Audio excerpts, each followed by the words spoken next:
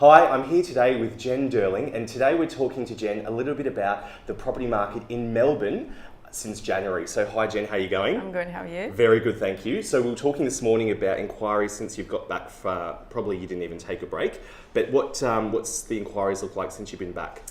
Through the roof. It's been the busiest January that I can remember. Monday, for example, I took 11 new inquiries on new properties, which is generally speaking about a week's worth of work, which I did before lunchtime. So the numbers of inquiries are in crazy mode. And so ultimately people are calling you in why? The referrals that I get is generally because I tend to be very thorough at appraisals, and I explain everything to people in quite strong detail so that I don't get calls for the next 3 weeks asking questions about what we could have talked about at the appraisal. So at that point you're setting landlords up with more information and you're finding that landlords are expecting that information from most people, because do you find that we're assuming maybe that people know what the process looks like? I know how it works inside out and back to front, and I think often people do assume that owners know that as much as we do.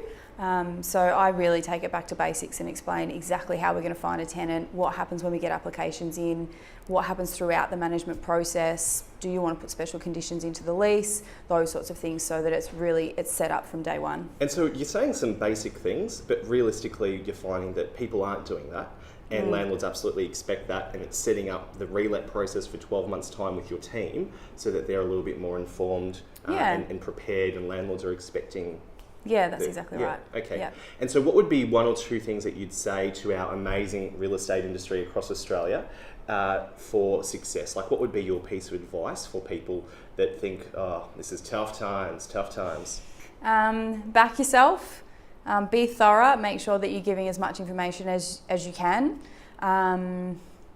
My gripe on the industry is that I feel like we need to, as BDMs and as property managers, we need to back ourselves on rents, not go with the safe option, and also back ourselves on fees. I think especially in Melbourne and in inner city Melbourne, I feel like people are possibly going in at cheaper fees to get the deal done, and I think we're worth more than that. I think you are too.